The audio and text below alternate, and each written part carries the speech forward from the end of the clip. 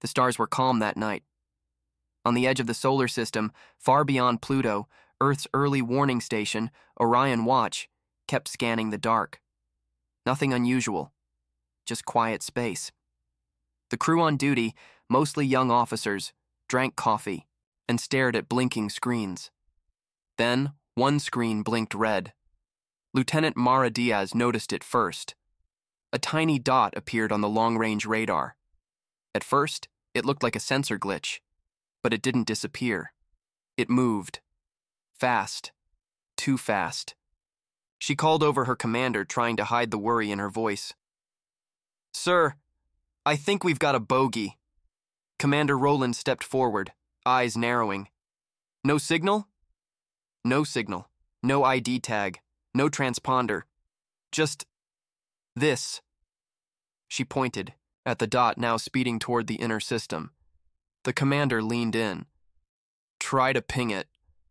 Mara sent a hail message. No response. She tried again. Still silence. It was strange. Every ship, even old cargo haulers, carried a registry tag. Every signal left a trail. But this? Nothing. It moved like a missile, but was the size of a warship. Other officers gathered around. Their calm routine was gone now. The radar locked. Onto the object. Whatever it was large. It had mass, shape, direction. And it was coming fast. Straight toward Earth. Earth Command was alerted. Within minutes, top generals and space defense networks were online. Satellites were redirected. Fighters were prepped.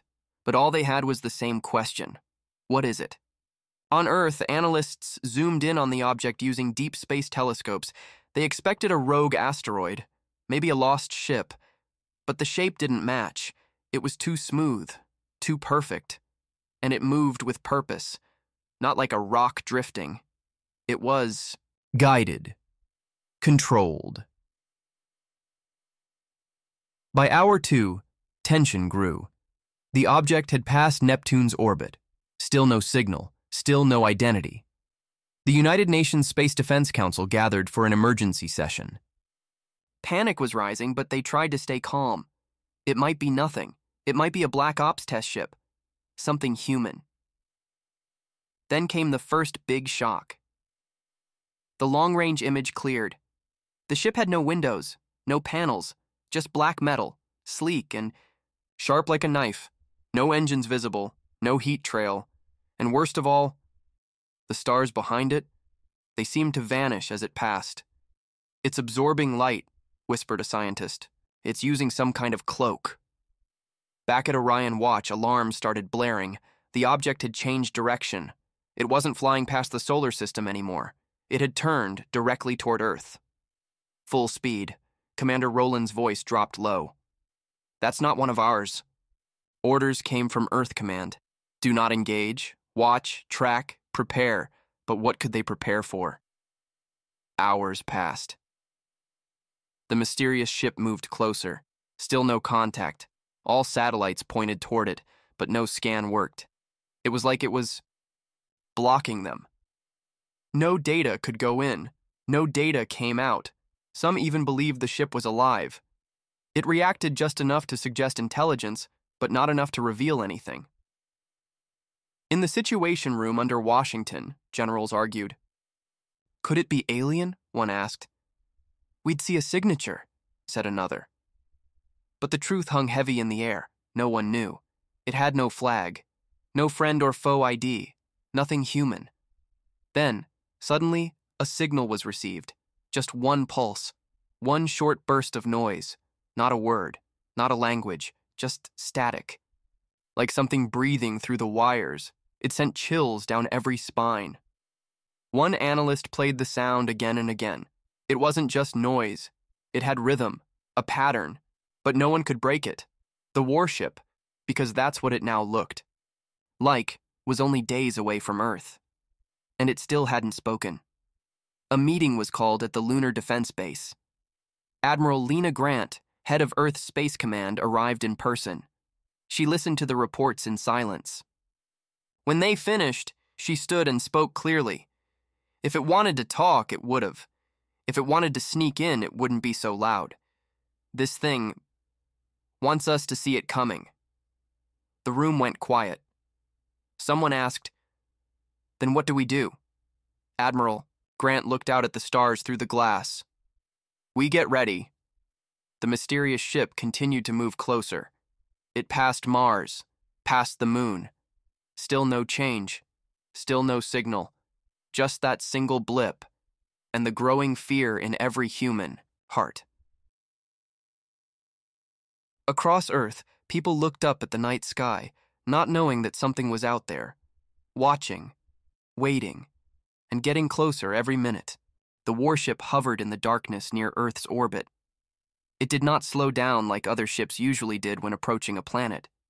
It didn't respond to any calls. It simply stayed there, silent and still, as if it was watching. The great, giant Earth below waited, holding its breath. Inside the Earth Defense Command Center, alarms flashed and buzzed, but the room was strangely quiet. Everyone's eyes were glued to the huge screens that showed the slow, steady approach of the unknown ship. No signal, no name, no registry. Just a silent shadow moving fast and close. Captain Malik stood by the main console, his face pale but calm. "It's not broadcasting anything," he said, voice low. "No messages, no code, no language we recognize. It's like it's invisible to our communication systems." Around him, officers scrambled to try different methods. They sent out radio waves, laser pings, even strange coded signals designed to find hidden messages. Nothing came back. The ship didn't answer. It did not react. "Why would a warship be so quiet?" asked Lieutenant Chen, frowning as she studied the radar.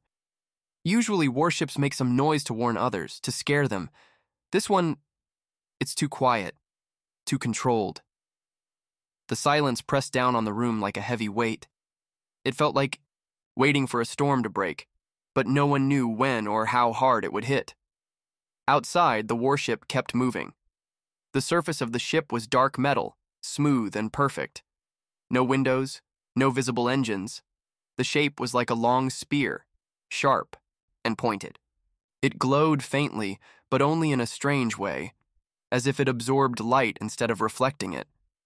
This made it almost impossible to see clearly. Earth scientists worked night and day trying to understand the ship's design. The technology looked far beyond anything humans had built. It was quiet, efficient, and deadly. The experts said it might be controlled by artificial intelligence, something smart enough to make quick decisions and hard to trick.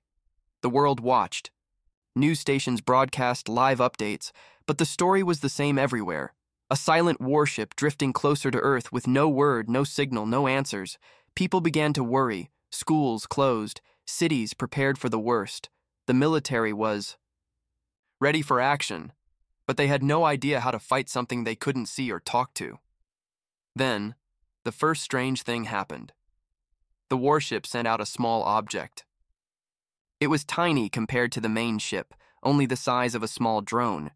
It moved faster than any human-made craft. No one had ever seen technology like it. The drone floated silently into Earth's space. It was black and shiny, shaped like a sharp arrow. It moved toward Earth's satellites, then released a pulse of energy that suddenly stopped the satellites from working. One by one, satellites blinked off the screens. Panic spread quickly in the command center.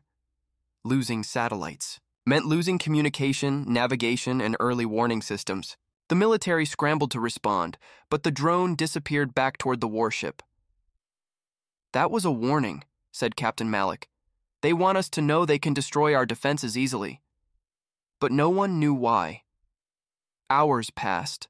The warship stayed, in orbit, waiting. The drone came and went. No word, no threats, no demands. Just silence. The tension grew with every moment. Then, without warning, the warship fired its first shot. The weapon was unlike anything Earth had seen. It was a pulse of energy, clean and fast, aimed at one of Earth's defense satellites. The shot hit with perfect precision, destroying the satellite instantly. The command center exploded with noise. Officers shouted and rushed to their stations. The general stared at the screen, shocked. "This is an attack," said General Hayes, his voice hard. "They've declared war without a single word." Earth's space fleets were ready to fire back, but their weapons missed. The warship was too fast, too advanced. It moved with a strange rhythm, dodging attacks like it was dancing in space. Why? "Won't they talk?" asked Lieutenant Chen, frustration in her voice. "Why attack without a reason?" The silence was the enemy. The president of Earth made a public speech, trying to calm the people. "We do not know who or what this ship is," she said, "but we will protect our home. We ask everyone to stay calm. Our brave military is working day and night to defend Earth." But inside the military bases, the fear grew. The warship was not just a machine, it was something more, something alive or controlled by something alive. It was learning Earth's moves, changing tactics, avoiding attacks. The Earth fleet tried new strategies. Fighter ships flew in waves, attacking from different angles. Missile barrages filled the space. But the warship took little damage. It fired back with laser beams that cut through ships like paper. It released more drones that disabled weapon systems. It seemed to be testing Earth's defenses, learning its strengths and weaknesses. In the silence between attacks, strange questions spread. What did the ship want? Was it here to conquer, to destroy, or maybe to warn? At the Lunar Defense Base, Admiral Lena Grant watched the battle unfold from her command seat. She was calm but serious. "This is not an accident," she told her officers. "This is a message, a challenge, and we have to answer it." Her voice was steady but full of determination. "We cannot wait for it to decide what to do next. We have to take the fight to it." Her words gave hope to the troops. They prepared for battle, knowing the warship was fast and deadly. But Earth had something no machine did: human courage and will. The warship kept coming closer to Earth. It passed the moon, getting closer to the planet's atmosphere. The Earth Defense Command sent out one last attempt at communication, an open message in every known language, in every form, a plea for peace. There was no reply. Instead, the warship changed its course slightly, as if to say, "I'm coming." The silence that followed was louder than any sound. On Earth, millions watched the night sky, unaware of the silent warship waiting just above. They did not see the shadow moving fast, getting closer every minute. Captain Malik stood by the command console, watching the ship's approach. He whispered, "Whatever comes next, we have to be ready." The warship moved closer, faster than anyone expected. The countdown had begun. The silence broke suddenly. A flash of light lit the dark space above Earth.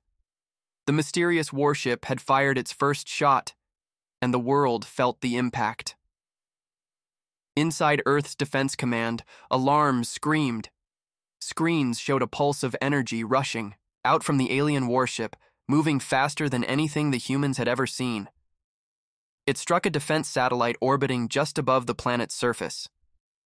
The satellite exploded in a flash of fire and metal debris. It shattered into pieces that floated silently in the cold vacuum. Captain Malik stared at the screen, disbelief and shock washing over him. "They fired," he said softly. "No warning, no message, just attack." The room was chaos. Officers shouted orders. Some tried to locate the source of the shot. Scientists raced to analyze the weapon. How could it be so powerful and precise? How could it fire from so far away and hit so perfectly? General Hayes stepped up to the command podium. His face was hard. "This is a declaration of war," he said. "They want to show us they are dangerous, that they can destroy our defenses. We respond with full force." Earth's space fleets began to move. Fighter jets scrambled from bases worldwide, launching through the atmosphere and into orbit. Heavy warships powered up, their weapons systems, locking onto the target. But the alien warship did not wait. It moved like a ghost, fast and unpredictable. It darted away from the first shots fired at it, sliding smoothly through space as if it knew every missile's path before they launched. "Lieutenant," Chen's voice was tense over the comms. "They're too fast. Our weapons can't hit them. The warship fired again, not with missiles this time, but with beams of sharp light that cut through space. They sliced through an attacking fighter like a knife through paper. The pilot barely had time to scream before the ship exploded. One by one, Earth's ships fell. The alien warship moved between them with deadly grace, striking and disappearing. On the surface, people watched live broadcasts with growing fear. News anchors tried to sound calm, but their voices trembled. Cities prepared for attack. Governments declared states of emergency. The president addressed the world again, her face serious. Our scientists and military are working to defend us. We ask for your courage and patience. We will not give up. But in the command centers and on the battlefield, there was no time to wait. The warship was not just attacking, it was teaching. It was testing Earth's weapons, learning their limits, and finding new ways to avoid destruction.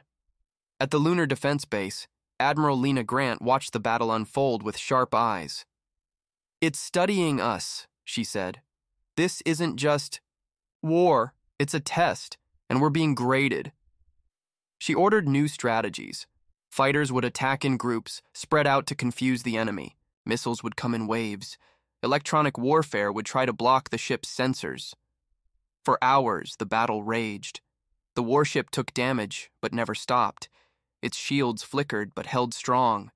Its movements were faster than any human pilot could manage.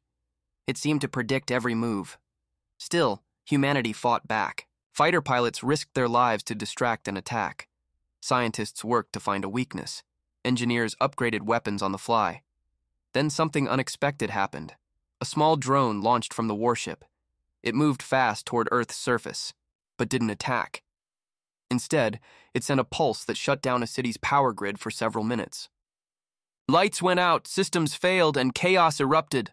The drone returned to the warship without a scratch. "What is it trying to say?"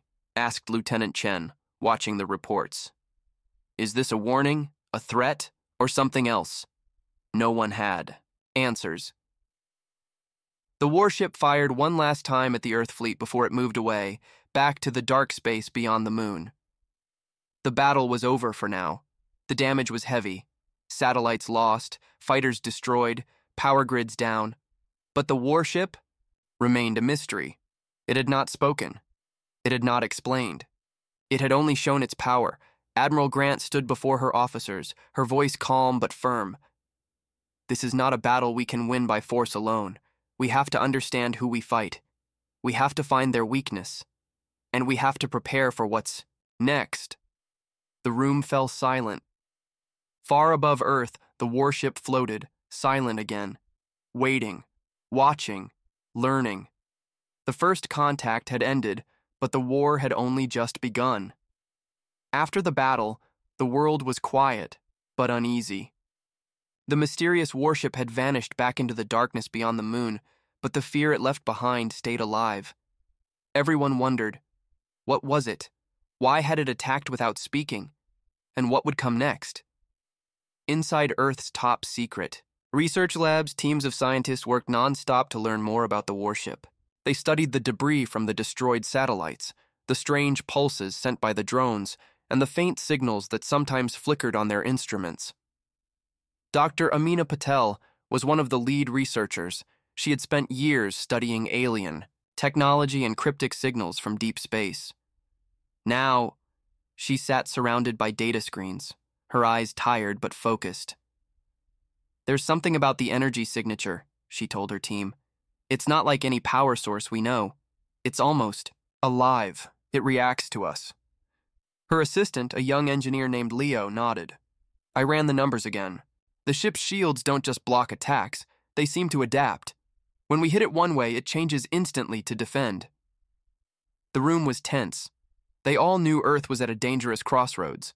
The warship wasn't just a machine, it was smarter than anything they had ever faced. Meanwhile, on the political stage, tensions rose. Nations debated what to do next. Some called for peace talks. Maybe the warship could be reasoned with. Others demanded all-out war. The United Nations Security Council met in emergency session. Voices clashed. Some leaders blamed Earth's own failures in space defense. Others feared the unknown power waiting in the dark. President Evans, Earth's leader, spoke firmly. "We cannot show weakness. We must stand united. Our survival depends on it." But the question remained, survive how? Back at the Lunar Defense Base, Admiral Lena Grant gathered her top officers. "We have one advantage," she said. "We know it's not invincible. It adapts, yes, but that means it can be studied and outsmarted." She revealed a new plan. Earth scientists and military would work together to crack the ship's code, find a weakness, and strike fast. Days passed. The world held its breath. Then a breakthrough came. Dr. Patel's team discovered something astonishing. Buried deep in the signals, hidden beneath layers of noise, was a repeating pattern. A code. Not a language, but a kind of digital heartbeat. "It's a message," she said, "from the ship, but we don't understand it yet." They worked feverishly to decode it, using every computer and AI program Earth had. Slowly, they began to translate parts of the pattern. It was not words, but data, coordinates, time markers, and strange symbols. The team realized the warship was trying to communicate, but in a way humans were not ready for. Meanwhile, satellite images showed strange activity on Mars. A new object had appeared near the red planet, something very much like the warship. Earth's military scrambled to investigate, but every probe sent toward Mars failed to return data. The signals were blocked or erased. "Is it the same force?" Leo asked, worry in his voice. "It has to be," Dr. Patel replied. "They're spreading out, preparing for something bigger." Back on Earth, life went on, but the shadow of the warship hung over every city. Power grids were upgraded, space defenses expanded. People learned to live with the fear of the unknown. Then came a new development, something no one expected. A message appeared, clear and sudden, sent through every communication channel on Earth. It was a simple phrase, repeated in many languages. "We watch. We wait. Prepare." No signature. No explanation, just those 3 words. Panic spread like wildfire. Governments went on high alert. Scientists raced to find where the message came from, but it was impossible to trace. Admiral Grant's voice was calm but firm in a public broadcast. "This is a warning. We don't know what prepare means yet, but we will be ready." The world united once more. Military forces coordinated. Research teams doubled their efforts. But questions swirled in every mind. Who were they? Why did they come? And what was the final goal? At the heart of Earth's defense, Captain Malik stared at the message over and over. His gut told him the warship was only the first move in a much larger game. As the days grew darker and the unknown loomed closer, he whispered to himself, "This is just the beginning." The warship was gone from Earth's orbit, but its shadow still haunted the skies. For weeks, the world waited, bracing for what might come next. But instead of retreating, the enemy's presence grew stronger. Satellites failed without warning. Power grids flickered and died in major cities. Communication networks glitched and collapsed. It was as if Earth was slowly being surrounded, cut off piece by piece. Captain Malik sat in the command center, watching the endless streams of data that showed the growing blackouts and signal failures. "This isn't just an attack," he said. "It's a siege. They want to weaken us without firing a single shot." The military scrambled to restore systems, but every repair was met with new disruptions. Strange electronic pulses swept the planet, disrupting technology like invisible storms. People around the world experienced mysterious outages. Hospitals ran on emergency power, planes were grounded, traffic lights died, chaos began to spread, not from bombs, but from silence and dark screens. At the United Nations, leaders argued over what to do. Some blamed Earth's over-reliance on technology. Others called for desperate measures to strike the enemy before Earth was completely crippled. But no one had a clear target. The warship's drones operated like ghosts, disabling systems, from hidden places. Then the blackout reached a critical point. The entire eastern seaboard of North America lost power for hours. Cities like New York and Washington plunged into darkness. Hospitals struggled to keep patients alive. Emergency services were overwhelmed. "It's a nightmare," said Lieutenant Chen, speaking from a backup command center. "We're losing control. We can't protect the people." The president made a public address, her voice steady but filled with urgency. "We are under siege. This enemy is unlike any we have faced, but we will stand together. We will fight back." Admiral Grant ordered all military units to prepare for a full-scale counterattack. "We cannot wait for them to destroy us. We take the fight to them." Using what they had learned from Dr. Patel's team, Earth's forces launched new satellites, equipped with advanced shields and electronic jammers. Fighter squadrons trained day and night for a final assault, but the enemy was always one step ahead. The warship returned. It emerged from the shadows near the moon, bigger and more powerful. Its surface shimmered with new defenses. Its drones swarmed in greater numbers. It fired pulses that disrupted Earth's satellites again, blinding their eyes in space. Captain Malik watched as the warship moved closer, ready for another strike. Then, the first battle of the siege began. Fighters and warships rushed forward, lasers firing, missiles streaking through space. The warship responded with deadly precision, cutting down attackers with beams of light. One fighter pilot, Commander Ramirez, dodged a blast that tore through her wing. "They're hunting us like animals," she radioed, voice shaking but steady. Battle raged for hours. Earth's forces fought bravely but took heavy losses. In the command center, Admiral Grant made a bold decision. "We focus all firepower on its left flank. That's where our scanners show a weak point." The fleet adjusted formation, concentrating attacks on the warship's side. For a moment, it seemed to work. The warship's shields flickered under the assault. But then it changed. The warship unleashed a wave of energy that pushed Earth's ships back. The attack was so powerful, it knocked out communications across the fleet. Silence filled the void. When systems returned, Earth's fleet was scattered. Several ships were lost. Captain Malik's face was grim. "We've underestimated them." But the battle wasn't over. Deep beneath the surface of Earth, scientists uncovered a shocking discovery. The warship's drones were not just attacking technology, they were preparing something else. They found strange devices hidden in the ruins of destroyed satellites. The devices emitted low-frequency signals that interacted with Earth's magnetic field. Dr. Patel studied the data, her eyes wide. "They're trying to control the planet itself," she said, "using the magnetic field to disrupt everything, to weaken Earth's defenses from the inside." The revelation sent shockwaves through the military and political leaders. This was no ordinary warship. It was a weapon designed to conquer a planet silently, piece by piece. As Earth prepared for what could be the final battle, Captain Malik stared at the stars and whispered, "This is not just war. This is survival." The silence that had settled over Earth's skies was broken, not by cheers or relief, but by a deeper, more dangerous tension. After weeks of the silent siege, the mysterious warship's true plan was clearer. It wasn't just attacking Earth's defenses, it was trying to control the planet itself.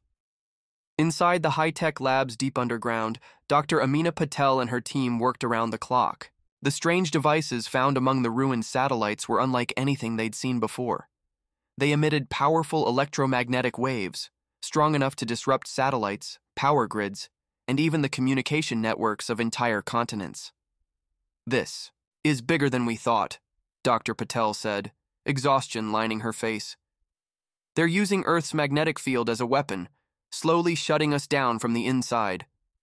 Captain Malik stood beside her, watching the streams of data. "If they succeed, they could control everything. Our weapons, our ships, even the people relying on technology." The military scrambled to respond. Engineers raced to build new systems that could resist the electromagnetic waves. Satellites were redesigned with extra shielding. Ground teams installed backup power sources everywhere. But the warship adapted. It sent out more drones, smaller, faster, harder to track. Each one planted new devices in space and on the surface. Every time Earth thought it had stopped one, another took its place. At the Lunar Defense Base, Admiral Lena Grant grew restless. "We can't fight this battle with machines alone," she said during a meeting. "We need a way to break their control." Her officers looked to her, waiting. "We need to strike at the source," she continued. "Find where the warship's control center is. We destroy that, and maybe we can stop the siege." The problem was clear. No one knew where that control center was. The warship never landed, never showed a base. It seemed to float freely in space, invisible and untouchable. Then, an unexpected breakthrough came from deep space monitoring stations. A faint but regular signal was detected, a pulse hidden behind the warship's attacks. Dr. Patel's team worked to decode it. "It's a beacon," she said. "A location marker, somewhere the warship is sending signals back to." The coordinates pointed to a hidden region beyond Pluto, in the cold, dark edges of the solar system. "It's a trap," one officer warned. "We don't know what we'll find there." But there was no choice. Earth's leaders agreed. A strike team would be sent, small, fast, and heavily armed, to investigate and destroy the source. Captain Malik volunteered to lead the mission. "Time is running out," he said. "If we don't act, Earth may never recover." The team assembled, a mix of pilots, scientists, and engineers trained for deep space combat and survival. Their ship, the Horizon, was built for speed and stealth, equipped with experimental shields, and weapons designed to resist the warship's electromagnetic pulses. As they prepared for launch, the world watched and waited. The stakes had never been higher. The Horizon shot into space, leaving Earth behind in a blur of light. For days, the crew traveled through the cold void, tension thick among them. They trained, checked equipment, and studied the data from Earth. Then, as they neared the coordinates, something changed. Sensors picked up a massive object, larger than any warship they'd seen. It was hidden in the shadows, covered in strange armor that shimmered with colors no human had ever seen. The warship's true home. Captain Malik stared in awe and fear. "This is it," he whispered. "The heart of the enemy." As they approached, the ship's shields pulsed with energy, sensing their presence. Suddenly, alarms blared. The enemy warship sent out a fleet of drones, faster and more aggressive than before. A fierce battle exploded in the darkness of space. The Horizon dodged beams of light and waves of energy. Pilots fought with skill and courage, but the enemy was relentless. During the fight, Dr. Patel's team managed to send a small probe toward the massive ship. The probe carried a device designed to disrupt the warship's control systems. The probe reached the surface and deployed the device. For a moment, silence fell. Then the warship shuddered, its shields flickered, and its drones slowed. The enemy's control center was breaking, but the victory was not complete. The warship released a massive pulse, an electromagnetic shockwave, that threw the Horizon off course, damaging its engines and cutting communication. Captain Malik fought to keep control. "We're not done," he said. "We have to finish this." The crew rallied, repairing systems and preparing for one final strike. They launched a coordinated attack, focusing all their weapons on the warship's core. The ship exploded in a burst of light and debris, sending shockwaves through space. The Horizon was battered but alive. The control devices on Earth began to fail. The blackout stopped, satellites came back online, and power grids flickered to life. Earth was saved, for now. But as Captain Malik looked out at the stars, he knew this was only the beginning, the eye. Warship was gone, but the enemy behind it was still out there, waiting, watching, ready to return. The silence had been broken, but the war had only grown louder. The destruction of the warship's control center had given Earth a much-needed victory. Power grids flickered back to life, satellites regained contact, and the skies cleared of the ominous electronic storms. But the war was far from over. "Captain," Malik stood on the bridge of the horizon, looking out at the vast blackness of space. His eyes were tired but focused. The victory had come at a cost. Several brave pilots lost, the ship damaged, and countless questions unanswered. Behind the scenes, Earth's leaders worked to prepare for the inevitable return of the enemy. The signal from deep space hinted that a larger force was gathering beyond the solar system, watching and waiting.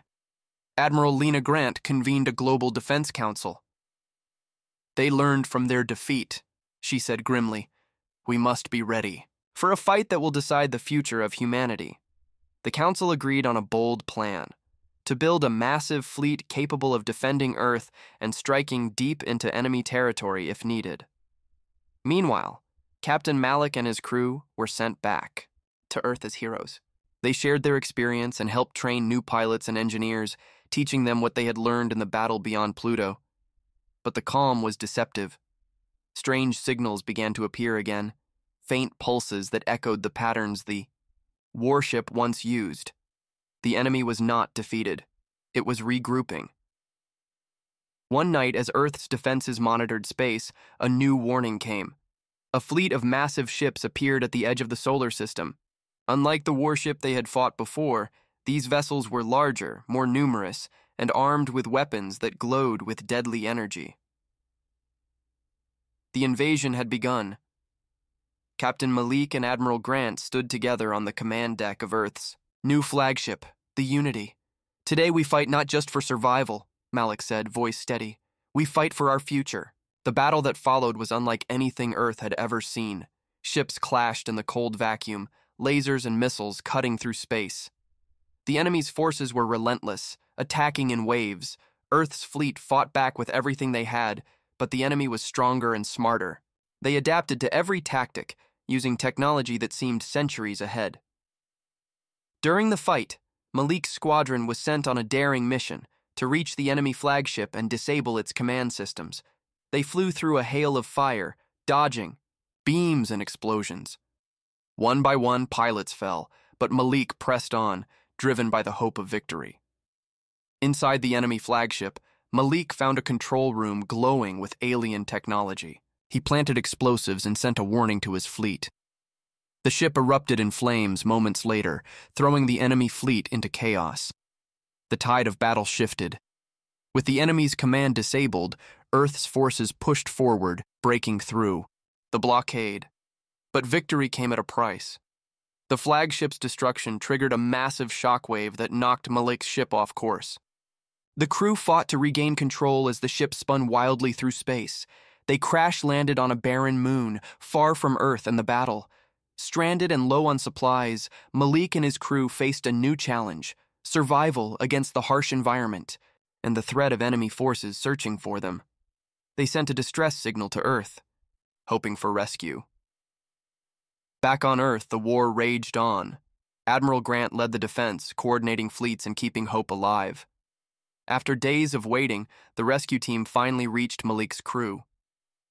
Reunited, they returned to Earth as legends.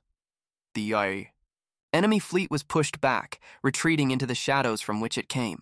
Earth had survived the final stand, but the scars of war remained. Cities rebuilt, defenses strengthened, and humanity vowed never to forget the lessons learned.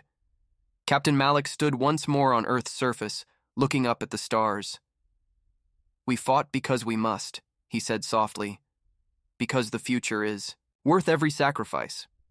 The galaxy was vast and full of dangers, but humanity was ready, because when the silence falls again, Earth will answer with fire.